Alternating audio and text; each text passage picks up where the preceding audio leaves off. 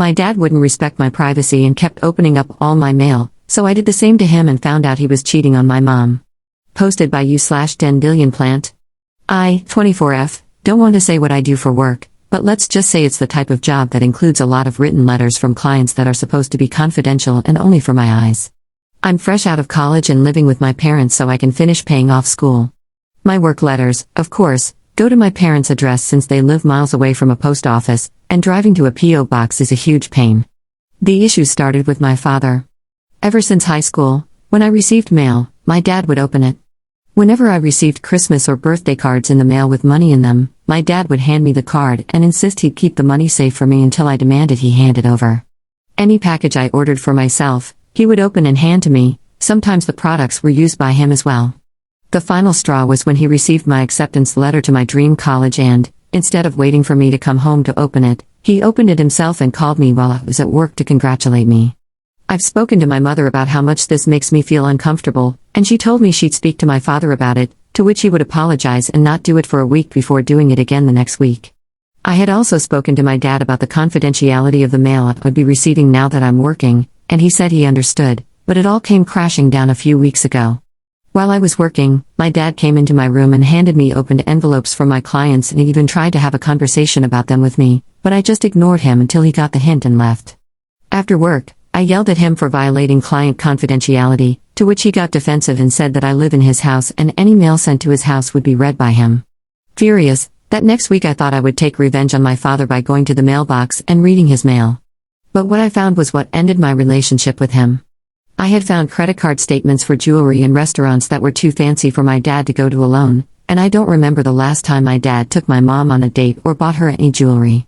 I also found a letter addressed to my dad from a woman who stated how tired she was of hiding this relationship for so long and how desperate she was for his letters to reach her. When my dad noticed the mailbox was empty, he ran back into the house as white as a ghost. He walked into the kitchen to see me and my mom reading his mail.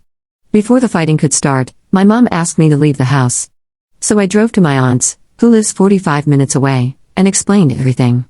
I came back after 2 days when my dad's stuff was gone. My mom told me my dad is living in a hotel and she will be in contact with a divorce attorney. Turns out my dad had been having an affair with a family friend, and they were hiding it through letters to leave no digital footprint. My dad ended up showing my mom the stash of letters he had, and she took photos of each and every single one before she asked him to leave. I feel at fault because I initially wanted to be petty with my dad, but it unraveled into this huge event and made me think, no wonder he's been looking through my stuff. He was giving himself away. I feel like I shattered my mom's world since I can hear her cry every night about it since the incident. /relevant comments. Commenter. I feel at fault because I initially wanted to be petty with my dad, but it unraveled into this huge event. Nope, your dad is the guilty party here. In the US, it's illegal to open other people's mail. It's unethical to read, let alone discuss, confidential information, especially when it's not even your job. Finally, your dad was cheating on your mom and clearly not giving her the attention and respect she deserves. He made the mess, you simply tripped over it. Update 1 day later. Thank you all so much.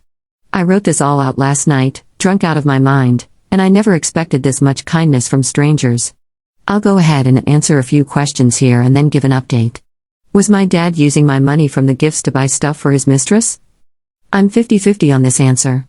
I received cards when I was young with money, and it was the same routine. Aunts and uncles would leave $100 per card, and my dad always gave them to me when I was younger. As I got older, obviously the money reduced to $20, $40. I do believe my dad would give me back half the money in those cards, which would make sense as to how he was able to make such huge expenses on his mistress. I need to collect proper evidence, so I plan on calling my aunts, uncles, and other relatives who would send me money. The mistress would send letters addressed as a business or a credit card company. If you ask me, they were doing the most. When my mom would check the mail, she would see the letters that were addressed to my dad as bills or some crazy BS and never open them because she doesn't handle the bills. A lot of packages were sent by the mistress as well, which is why he went through my packages, and I don't want to imagine what kind of crap she was mailing him. Now for the update. Like I said before, it's been a few weeks since it happened. I've been doing my best to comfort my mother while she deals with all the legal business and my dad's constant appeals to her to apologize and beg for forgiveness.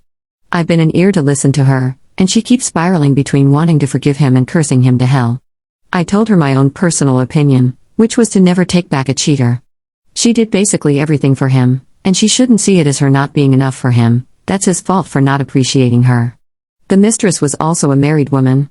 My mom reached out to her husband, sending him the letter she had taken photos of, and even had a long phone call with him about what was going on.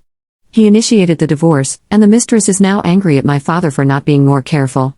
The mistress's ex-husband, who I'll call Henry, has been a best friend of my mom's throughout the legal cases. I hear the mistress is still reaching out to forgive him, which I honestly think is very funny since my dad is doing the same thing. She was financially dependent on Henry, and my dad isn't making enough at his job to support the lifestyle she wants. Yesterday, Henry asked my mom to come out to lunch with him. They've been sad shut-ins for the past few days, and they agreed to go and get some fresh air.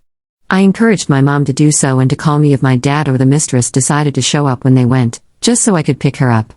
My dad hasn't apologized to me at all about reading my mail. In fact, he's called me and left me voicemails telling me that this whole situation was my fault, then going on and crying, saying he regrets everything and hopes he can still be my dad. I honestly don't know what to do with him right now other than ignore him. I don't know if there will be another update, but I will post one if something major happens. Again, thank you so much for the supportive comments, and I hope some of what I said clears things up for you all. Second update 1 year later. Hi guys, it's been a full year since it happened, and I wanted to update you all. A few months after the post, my mom sat me and my younger sister, 20F, down to talk about her interest in possibly going on a date with Henry. Obviously, we were thrilled. They've been dating for almost a year now, and I'm happy for them. Henry treats my mother with far more respect than my father ever did. She glows with joy whenever he's around. Our biological father was putting more mental strain on her than we realized. She went from being a shy, soft-spoken person to a strong, confident woman, and I couldn't be happier. As for our father and his mistress, they got married immediately after my mother and Henry did. I didn't speak to my father other than the occasional text from him asking how I was doing or requesting some cash. After they got married, neither of their families supported the marriage. They got black-sheeped, respectfully. They tried to sue for money, but the case fell through in my mother and Henry's favor. I stopped talking to him completely when he spent a month harassing my sister for money. He called her repeatedly, texted her, and even showed up at her college, to the point where the dean had to have him escorted off campus. That's when Mom got us a harassment protection order. Now he can only contact us if he wants to meet, which is rare, or in the case of a medical emergency. My sister and I haven't heard from him since. That didn't stop the mistress, though.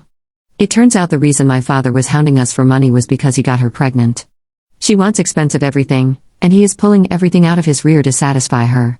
She ended up being the one harassing my sister until she showed up at our door, demanding to speak to Henry about how he left a poor pregnant woman with nothing. Henry is a man who takes no BS. He opened the door, looked her dead in the eyes, and told her, "Was it not cruel to cheat on your husband when he provided you with a home, designer bags, nice cars, trips, and all the love in the world?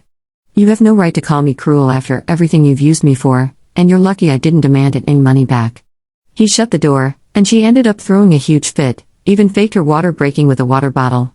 Police escorted her to the hospital, and luckily, we were able to show them everything through our Ring doorbell. Thank you, everyone, for your support in my story. I hope none of you have to go through a mess like this. Top/relevant comments. Commenter.